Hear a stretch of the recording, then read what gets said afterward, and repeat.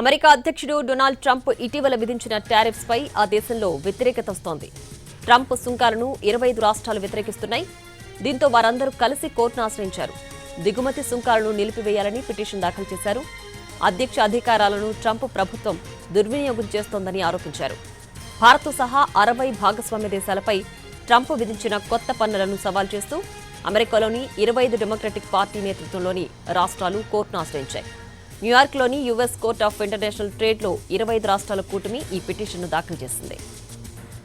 అయితే సెక్షన్ 301ను గతంలో నిర్దిష్ట దేశాలు లేదా పరిశ్రమలపై మాత్రమే ఉపయోగించేవారని, ఇప్పుడు దాదాపు అన్ని దిగుమతులపై విస్తృతంగా సుంకాలు విధించడం చట్టబద్ధ అధికారాల దుర్వినియోగమని రాష్ట్రాలు వాదిస్తున్నాయి.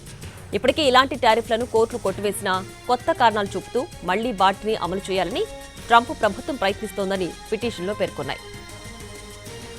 వెట్టి చాకిరీ ద్వారా తయారు చేసిన వస్తువుల దిగుమతులపై సరైన నిషేధం అమలు చేయడం లేదనే ఆరోపణలతో గత నెలలో ట్రంప్ ప్రభుత్వం సుంకాలను విధించింది. భారత్ సహా దాదాపు 60 భాగస్వామ్య దేశాల నుంచి వచ్చే దిగుమతులపై 10% నుంచి 12.5% వరకు కొత్త సుంకాలను విధిస్తున్నట్లు ప్రకటించింది. ఈ సుంకాల వల్ల వినియోగదారులు, వ్యాపారాలపై భారం పడుతుందన్న 25 రాష్ట్రాలు ఇప్పుడు కోర్టుని ఆశ్రయించాయి. ఇంతకుముందు కూడా ట్రంప్ విధించిన అనేక సుంకాల నిర్ణయాలు అమెరికా కోర్టుల్లో చట్టపరమైన చిక్కులను ఎదుర్కొంది. ఇప్పుడు ఈ కొత్త టారిఫ్లపై నమోదైన కేసు ట్రంప్ వాణిజ్య విధానాలకు మరో పెద్ద పరీక్షగా మారనుంది.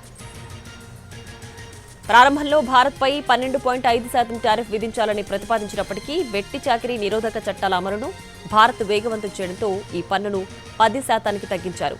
చమురు, సహజ వాయువు, ఎరువుల దిగుమతులకు, అలాగే యుఎస్, మెక్సికో, కెనడా వాణిజ్య ఒప్పందం పరిధిలోకి వచ్చే వస్తువులకు ఈ పన్నుల నుంచి మినహాయింపు ఇచ్చారు.